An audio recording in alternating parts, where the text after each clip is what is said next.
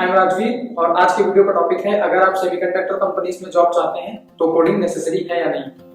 तो in short answer is yes, आपको coding आनी चाहिए। अब कौन कौन सी लैंग्वेज आनी चाहिए, कैसे करके सीखना है, वो सब की बातें करेंगे इस वीडियो में। तो इसी के साथ शुरू करते हैं। सबसे पहला क्वेश्चन उन स्टूडेंट्स का आता है जो आज से पहले कभी भी कोडिंग नहीं किए हैं। जैसे कि मेरी भी कंडीशन सेम थी।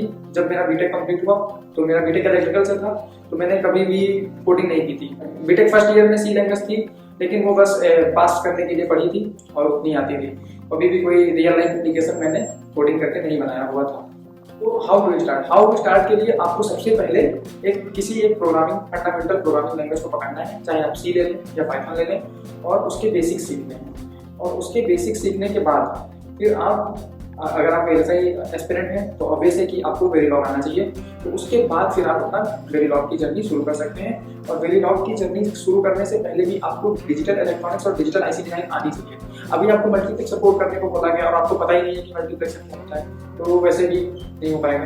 तो कोडिंग का सिंटैक्स सीखना या किसी भी लैंग्वेज का सिंटैक्स सीखना इतना टफ नहीं होता है। उसके पीछे की जो रीजनिंग होती है कि लाइक वेरीलॉग है तो आपको डिजिटल डिजाइन आनी ही चाहिए, या सॉफ्टवेयर लैंग्वेज है तो आपको डीएसए और वो जो कुछ भी होता है वो आना चाहिए। तो सबसे इम्पोर्टेंट चीज़ है कि आपको पर्टिकुलर सब्जेक्ट के बेसिक्स आते हैं। तो वेरीलॉग शुरू होने से पहले इंश्योर करें कि आपको डिजिटल इलेक्ट्रॉनिक्स और डिजिटल आईसी डिजाइन का नॉलेज है। दूसरा क्वेश्चन है कि क्या लैंग्वेज सीखना इतने कठिन है और क्या सिंटैक्स इतना ज़्यादा मैटर करता है। जब भी हम कोई इंटरव्यू देते हैं तो सिंटैक्स में ये सेमीकोलन लगाना और ये सब चीज़ें अगर गलत हो भी जाती हैं तो इतना इम्पैक्ट नहीं पड़ता। लेकिन अगर आप किसी लैंग्वेज के बेसिक्स में गलती कर देते हैं तो वो ज़्यादा प्रॉब्लम क्रिएट करेगा। अगर आप किसी प्रॉब्लम को सॉल्व ही नहीं कर पा रहे हैं तो उसके लिए आप कोड क्या लिखेंगे। सपोज आपको किसी प्रॉब्लम के लिए कोई एल्गोरिथम लिखना है या फिर किसी डिजिटल प्रॉब्लम के लिए आपको डाटा पाथ और एफिशिएंट डिजाइन करना है। तो डाटा पाथ और एफिशिएंट डिजाइन करने के बाद कोड करना तो आसान है। वो तो आपको थोड़े टाइम में, अगर आपको सबसे पहले आप मल्टीप्लेक्स सपोर्ट करेंगे, फिर एक कोई सीक्वेंशियल डिजाइन रजिस्टर या फ्लिप फ्लॉप ईटीसी कोड करेंगे और उसके बाद आप बड़ी डिजाइन कोड करना आसानी से सीख जाएंगे। लेकिन अगर आप बड़ी डिजाइन ही नहीं कर पाएंगे then that is the concern. तो आपके लिए सिंटैक्स और लॉजिकल एप्टीट्यूड या प्रॉब्लम सॉल्विंग एप्टीट्यूड में से प्रॉब्लम सॉल्विंग एप्टीट्यूड होना ज़्यादा जरूरी है। ओके, अगला क्वेश्चन है कि आजकल ऑटोमेशन का जमाना है। लाइक इतनी बड़ी बड़ी डिजिटल डिजाइन हैं और वो सारे की सारी ईडीए टूल्स से रन होती हैं, या उनका वेरिफिकेशन या उनकी डिजाइन या फिर उनका फिजिकल वेरिफिकेशन ये सब ईडीए टूल्स से होता है। तो ईडीए टूल्स के लिए स्क्रिप्ट जरूरी हैं और स्क्रिप्ट के लिए आपको स्क्रिप्ट लिखने के लिए स्क्रिप्टिंग लैंग्वेजेस हैं।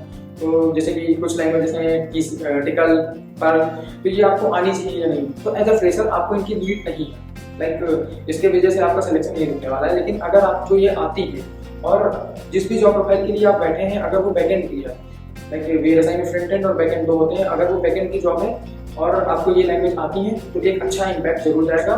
और अगर कहीं पे ऐसा कुछ कॉम्पिटिशन है कि आपके अंदर जो स्किल्स हैं वो दूसरे किसी बंदे के अंदर नहीं है लेकिन उसको पर्ल भी आती है, तो उसको प्रेफर करेंगे क्योंकि वो सिखाने वाला टाइम बचेगा।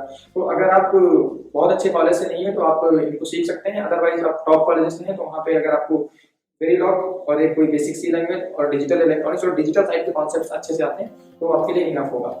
और इसके बाद का जो क्वेश्चन आता है कि ये ईडीए टूल्स जो हैं वो आने चाहिए या नहीं। तो पहली बात तो इनका सब्सक्रिप्शन चार्ज बहुत ज़्यादा होता है और कुछ टूल जैसे जाइलिंग्स, विवाडो, इनमें आप स्टूडेंट वर्जन फ्री में ले सकते हैं। लेकिन अगर आपको ये सीखने आपको सब्सक्रिप्शन चार्ज लगेगा और उसको करने की जरूरत नहीं है, क्योंकि ये सब सीखना और इनके पीछे क्या एनवायरनमेंट है, ये क्या इनपुट देते हैं और क्या आउटपुट देते हैं, ये सब आप जब भी इंडस्ट्री में जाएंगे तो आपको कुछ महीनों में ही ये सिखा दिया जाएगा। लेकिन जो मेन चीज़ है वो है कि आपके फंडामेंटल्स स्ट्रॉन्ग हैं नहीं। तो अगर आपको वीएलएसआई जॉब चाहिए और उसमें आपको करियर बनाना है और बहुत आगे तक जाना है तो digital IC design, digital electronics और वेरीलॉग, ये तीन चीज़ें फंडामेंटल हैं, आप इनको लेके चलिए। और एक और क्वेश्चन है कि अगर कोई वेरिफिकेशन डोमेन में जॉब के लिए इंटरव्यू देने जा रहा है तो उसको यूवीएम या फिर सिस्टम वेरीलॉग का आइडिया होना जरूरी है कि नहीं। हाँ, सिस्टम वेरीलॉग का अगर आपको आइडिया है, थोड़े से चेंजेस होते हैं वेरीलॉग से, तो अगर उसको आपको आइडिया है तो अच्छी बात है। बाकी यूवीएम वगैरह आप जब भी इंडस्ट्री में जाएंगे तो आप सीख सकते हैं। और यूवीएम क्या है और उसके क्या क्या फ़ायदे हैं ये सब आप पढ़ के जा सकते हैं, लेकिन उसको कैसे रन करना है वो आप वहीं जाके सीखिए। तो फाइनली आई विल से कि कोडिंग इज नेसेसरी, लेकिन कोडिंग में सिंटैक्स से ज़्यादा नेसेसरी है प्रॉब्लम सॉल्विंग एप्टीट्यूड, वो सीखिए।